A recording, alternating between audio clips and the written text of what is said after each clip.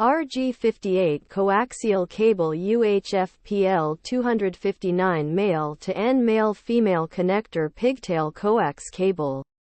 RG58 coaxial cable is a type of coaxial cable that is commonly used for connecting televisions, VCRs, and other audio, video equipment. It is also used for connecting antennas to receivers and for other purposes.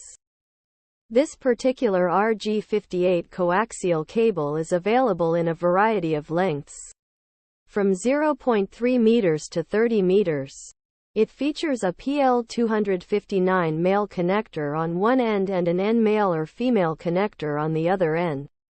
This makes it a versatile cable that can be used for a variety of applications.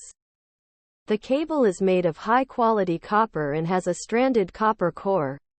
This ensures that it is durable and will provide excellent performance.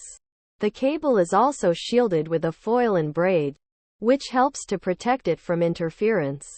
The RG58 coaxial cable is a great choice for a variety of applications. It is durable, reliable, and provides excellent performance.